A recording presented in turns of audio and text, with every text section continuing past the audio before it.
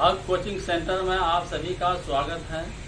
आज के क्लास में हम लोग जो है एपी पढ़ेंगे, जिसको हम लोग समांतर श्रेणी यानी अर्थमेटिक प्रोग्रेशन कहते हैं। इसके बारे में जो है हम लोग जो है विस्तार से पढ़ेंगे, क्योंकि किसी कारणवश जो है बहुत समय तक जो है चैनल पर जो है क्लास नहीं ले सका हूँ। आज जो है हम लोग जो है एपी का क्लास शुरू करने जा रहे हैं, तो इसको ध्यान से देखिए। सबसे पहले हम लोग ये समझेंगे कि समांतर श्रेणी, जिसको अर्थमेटिक प्रोग्रेशन कहा जाता है और इसको शॉर्ट में जो है एपी के नाम से जाना जाता है। तो समांतर श्रेणी सबसे पहले हम लोग जानेंगे कि समांतर श्रेणी कहा किसे जाता है। यदि किसी सीक्वेंस में प्रत्येक दो पदों का अंतर एक ही हो तो ऐसी श्रेणी समांतर श्रेणी कहलाती है।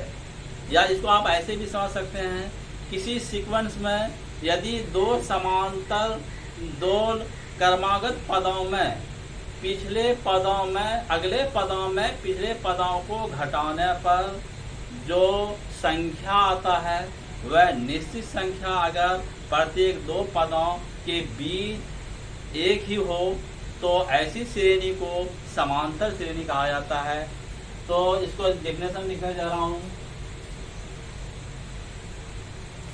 यदि किसी सीक्वेंस में किसी अनुक्रम यानी सीक्वेंस, यदि किसी अनुक्रम यानी सीक्वेंस में प्रत्येक दो पदों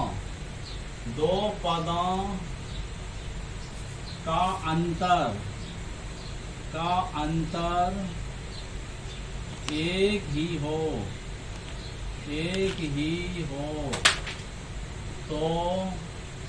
तो ऐसी श्रेणी समांतर श्रेणी कहलाती है। समांतर श्रेणी कहलाती है।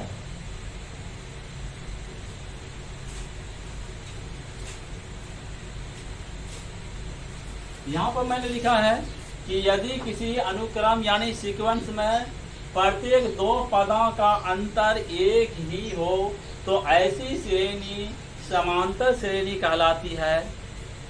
समांतर श्रेणी को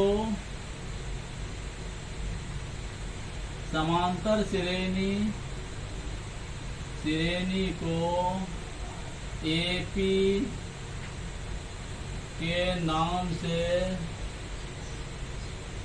से जाना जाता है।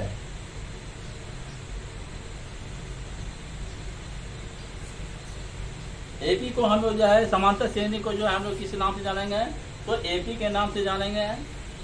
जैसे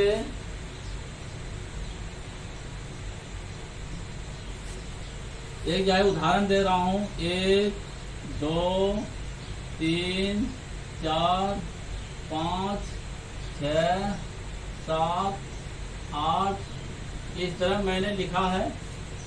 यहाँ पर आप देख रहे हैं कि जो है 1 2 3 4 5 6 7 8 9 इस तरह का जो है आपका एक जो है अनुक्रम है यानी सीक्वेंस है।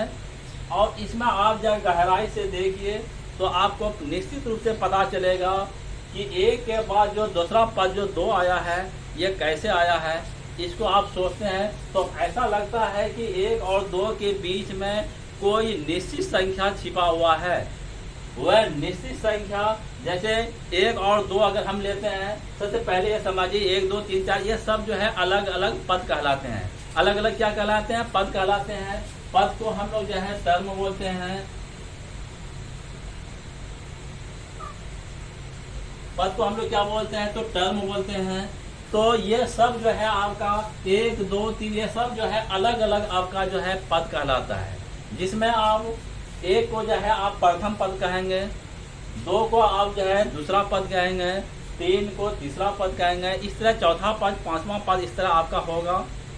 तो आप जो है 1 और 2 जैसे मैं मिसाल अभी ले रहा हूँ, 1 और 2 ये 2 पद मैं ले रहा हूँ, जिसमें एक जो है आपका यह प्रथम पद है, इसको मैं A1 से नाम से रखा, और 2 जो है इसको नाम मैंने A2 रखा।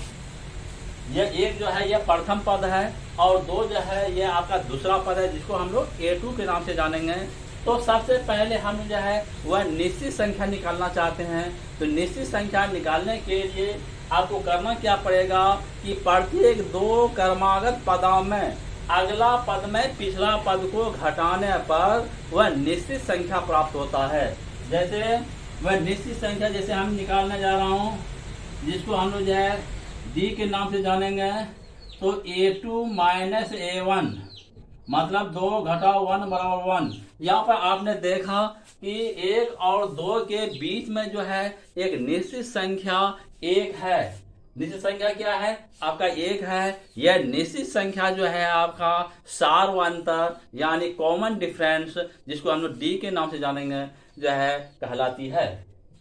तो यह आपका निश्चित संख्या जो आपका हुआ, आपका निश्चित संख्या जो आप पता लगा रहे हैं, निश्चित संख्या बराबर 1 आया। निश्चित संख्या आपका क्या आया? तो 1 आया, जिसको यहाँ पर आप समझ लीजिए। इसको हम लोग जो है A1 कहेंगे और 2 को हम लोग क्या कहेंगे? तो इसको हम लोग A2 कहेंगे। यानी प्रथम पद को A1 और दूसरा पद को आप A2 के नाम से जानेंगे। इसके बाद हम देखिए जो है A3 को जो है हम लोग A3 यानी तीसरा पद के नाम से जानेंगे, जिसको हम लोग A3 कहेंगे। तीसरा पद को जो हम लोग क्या कहेंगे? तो A3 कहेंगे। तो देखिए अब हम लोगों को सवाल उठता है कि 2 और 3 के बीच में भी जो है वह निश्चित संख्या प्राप्त करना चाहते हैं, जो कि इन 2 और 3 के बीच में भी वह निश्चित संख्या आपका छिपा हुआ है। जैसे मान लीजिए हम जो है 2 और 3 यह 2 क्रमागत पद है। इन 2 क्रमागत पदों में हम निश्चित संख्या कैसे निकालते हैं? इन 2 क्रमागत पदों में निश्चित संख्या निकालने के लिए जो आपका सूत्र होगा, निश्चित संख्या के बराबर जो सूत्र होगा वह अगला पद माइनस पिछला पद। निश्चित संख्या को निकालने का क्या तरीका हुआ कि निश्चित संख्या बराबर जो होगा वह अगला पद माइनस पिछला पद। मतलब हुआ कि 2 और 3 में आपका जो अगला पद है 3 है और पिछला पद है यानी 2 है। तो कहने का मतलब यह हुआ कि अगला पद 2 और 3 में A2 को जो है हम 2 को जो हम A2 कहते हैं और 3 को हम जो है A3 के नाम से जान रहे हैं, तीसरा पद कह रहे हैं। तो यहाँ पर आपका हो गया ये आपका जो है A2 है और ये आपका A3 है। तो यहाँ पर बच्चों आप गहराई से यह देखिए कि अगला पद 2 और 3 में अगला पद A3 है। तो यहाँ पर मैंने लिख दिया A3 माइनस A2। अब देखिए A3 जो है आपका 3 घटा 2 मतलब हो गया 1। मतलब क्या हो गया? 1 यानी कहने का मतलब यहाँ पर भी मैंने देखा कि A2 और 3 यानी A3 माइनस A2 बराबर 1 ही निकला। जैसे हम लोगों का अभी निकला A2 माइनस A1 बराबर 1 और A3 माइनस A2 बराबर 1। मतलब हम लोगों को जो है वह निश्चित संख्या प्राप्त करना चाहते हैं। इन दोनों के बीच में भी निश्चित संख्या 1 ही निकला। अब मान लीजिए 4 जो है आपका चौथा पद होगा। इसको हम लोग A4 के नाम से जानेंगे। इसको हम लोग किस नाम से जानेंगे बच्चों? तो A4 के नाम से जानेंगे। तो अब हम 3 और 4 इन दोनों के बीच में भी वह निश्चित संख्या प्राप्त करना चाहते हैं। तो अभी आपने देखा कि 3, 4 जो है इनमें जो है इसको मैंने अभी जो है A3 के नाम से जाना और 4 को मैंने जो है A4 के नाम से जाना। इसीलिए निश्चित संख्या जो आपका हुआ, निश्चित संख्या बराबर जो हुआ अभी क्या? अगला पद माइनस पिछला पद। क्या सूत्र बन रहा है? अगला पद माइनस पिछला पद। अगला पद जो है आपका A4 है। तो A4 माइनस A3 बराबर के A4 की जगह पे 4 है। 4 घटाओ 3 हो गया मतलब 1 आया। तो यहाँ पर भी आपने देखा कि A4 माइनस A3 बराबर 1। A4 माइनस A3 बराबर ही 1। कहने का मतलब हुआ कि A2 माइनस A1 बराबर ही 1, A3 माइनस A2 बराबर ही 1 और A4 माइनस A3 बराबर भी 1। यानी प्रत्येक दो पदों के बीच में जो निश्चित संख्या है वह सभी का लगभग एक ही है, यानी एक ही है। यह निश्चित संख्या जो है आपका सार्वंतर कहलाती है। यह निश्चित संख्या को आप क्या किस नाम से जानेंगे, तो सार्वंतर के नाम से जानेंगे, जिसको इंग्लिश में हम लोग कॉमन डिफरेंस के नाम से जानेंगे, और इसको डी से सूचित किया जाता है। तो आपने अब यहाँ पर समझ लिए, एक को A1 कहा, 2 को A2 कहा, A3 को A3 कहा, 4 को A4 कहा, और 5 को हम लोग पांचवा पद यानी A5 कहूंगा, और 6 को हम लोग जो है छठा पद यानी A6 कहूंगा। इस तरह का हम लोगों का होगा। यह आपका A7 हुआ, और ये 8 जो है ये A8, आठवां पद को हम लोग A8 के नाम से जानूंगा। इस तरह जो है हम लोगों का जो है पद निकलते जाएगा। तो अब हम जो है इसको जो है यहाँ पर हम मिटाने जा। अच्छा, एक चीज और आप समझ लीजिए फिर से, 1 2 3 4 5 6 7 डॉट डॉट, ये अभी मैंने देखा, आपने देखा। तो आपने देखा क्या कि 1 और 2 के बीच में जो है एक निश्चित संख्या 1 छिपा हुआ है।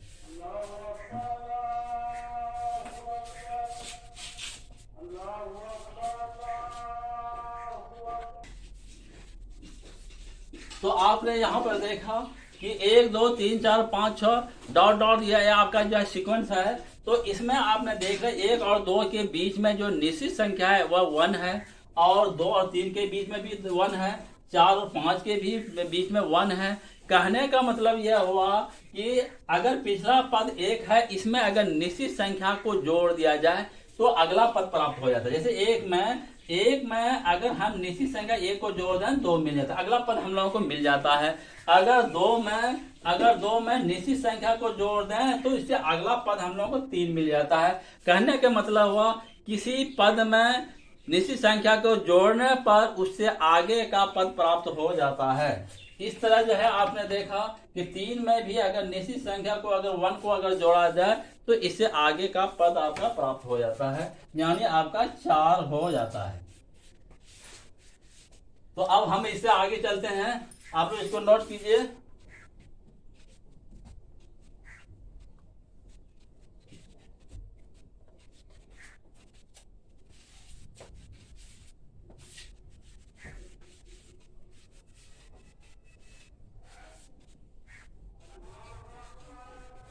अब यहाँ पर आप देखते हैं कि प्रथम पद को हम लोग किस नाम से जानेंगे। प्रथम पद को हम लोग जो है A1 कहेंगे। यहाँ पर प्रथम पद को हम लोग जो है, तो बच्चों यहाँ पे देखिए प्रथम पद को हम लोग किस नाम से जानेंगे, तो प्रथम पद को हम लोग जो है A1 कहेंगे। दूसरा पद को हम लोग जो बोलेंगे, दूसरा पद को हम लोग किस नाम से जानेंगे बच्चों, तो A2, इसको A2 कहेंगे। तीसरा पद को हम लोग जो है बोलेंगे A3। चौथा पद को जो हम लोग बोलेंगे A4। पांचवा पद को हम लोग जो है A5 के नाम से जानेंगे। डॉट डॉट, इस तरह का जो होगा तो nवां पद को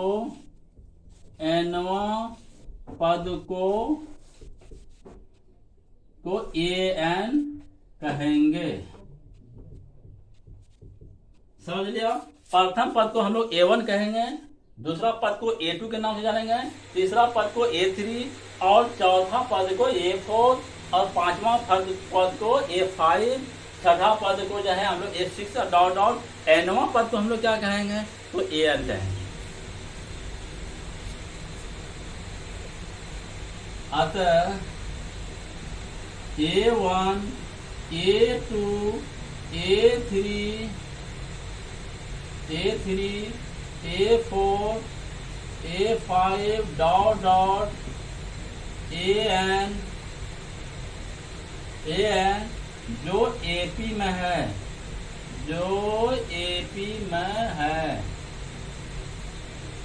क्या है आपका AP में। समझ लिया बच्चों। अब हम लोग जो है सार्वंतर सार्व अंतर, जिसको हम लोग कॉमन डिफरेंस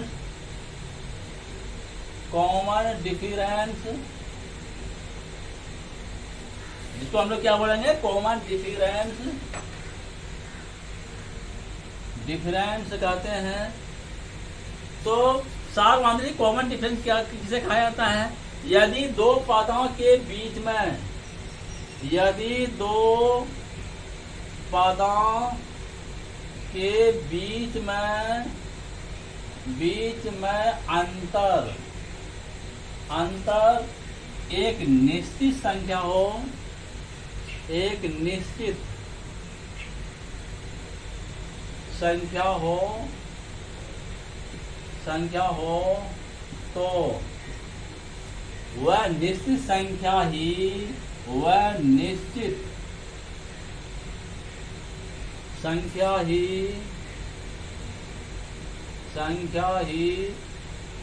सार्व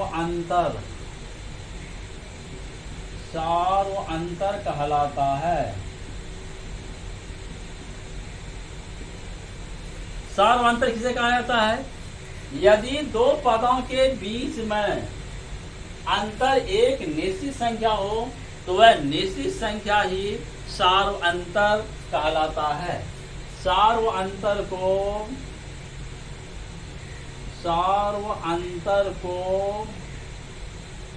डी से, सार्व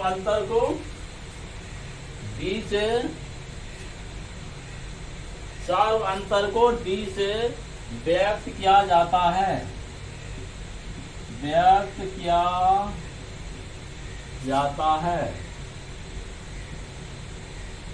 समझ लिया? सार्वंतर किसे कहा जाता है? वह निश्चित संख्या को ही सार्वंतर कहा जाता है, और सार्वंतर को जो हम लोग डी के नाम से जानते हैं। इसीलिए डी बराबर जो हम लोगों का जो सूत्र होगा, अभी मैंने जो निकाला निश्चित संख्या, तो डी बराबर जो होगा A2 माइनस A1। डी बराबर क्या सूत्र लगाएंगे हम लोग? A2 माइनस A1, या आप लगा सकते हैं A3 minus A2, A4 minus A3,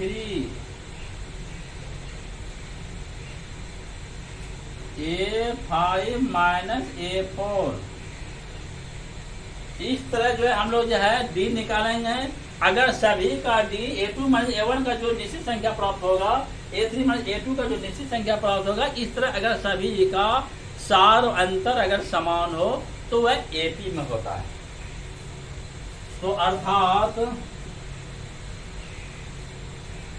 A2 minus A1 बराबर A3 माइनस A2 बराबर A4 माइनस A3 हो तो वह AP में होगा। वह किस में होगा आपका? तो वह AP में होगा। अब देखिए, और इसे अब हम आगे को बढ़ाते हैं, तो आप ध्यान पूर्वक इसको देखिए और इसको नोट कीजिए।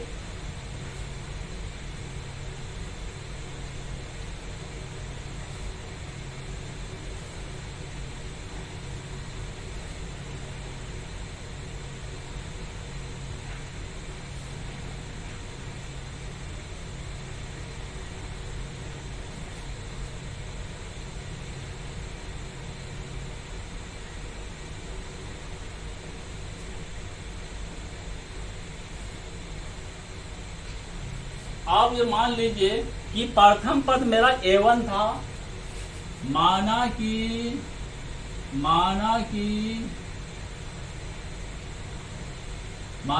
प्रथम पद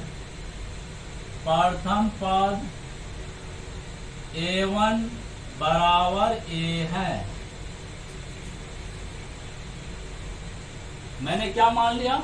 माना कि प्रथम पद A1 बराबर क्या है? A है, और सार्व अंतर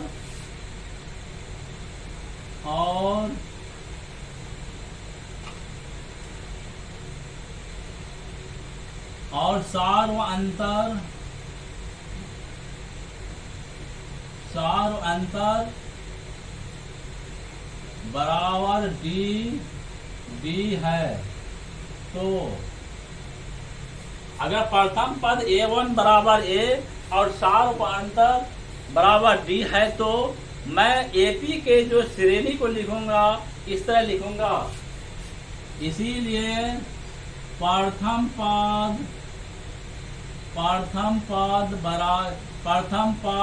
A1 बराबर जो आपका होगा A। प्रथम पद A1 बराबर क्या हो जाएगा आपका A। और दूसरा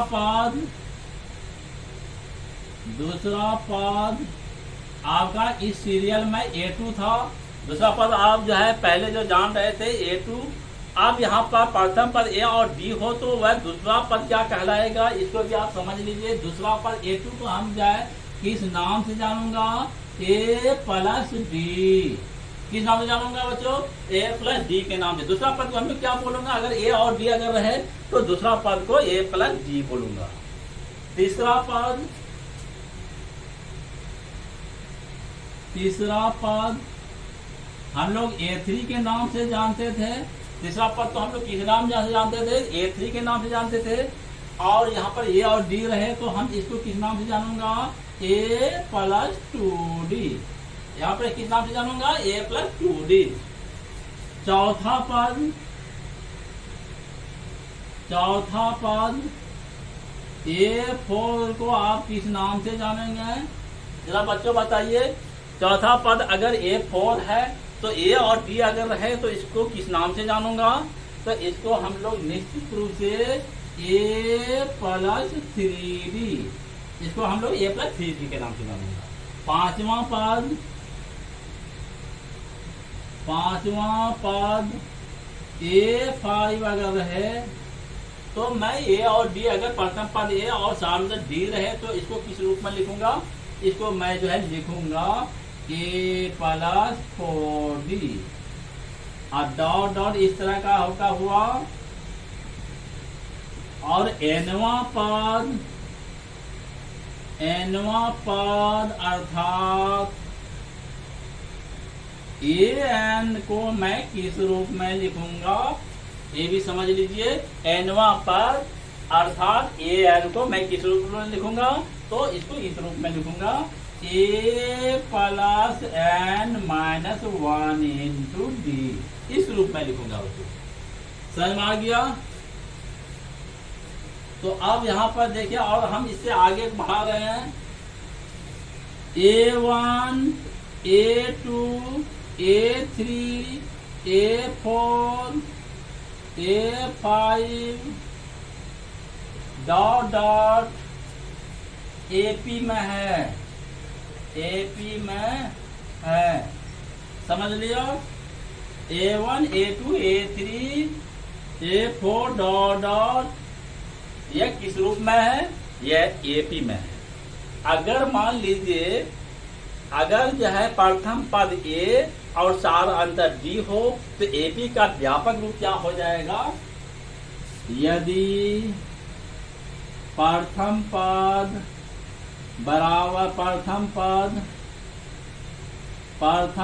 बराबर A और सार्व अंतर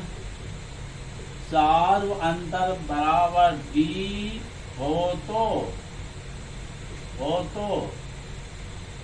समझ जाओ। तो अगर इस रूप में रहे, यदि प्रथम पद A और सार्व अंतर D हो तो AP का व्यापक रूप क्या हो जाएगा,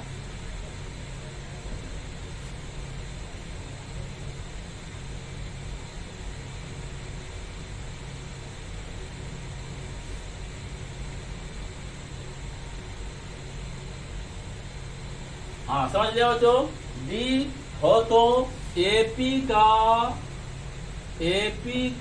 व्यापक रूप मतलब जनरल फॉर्म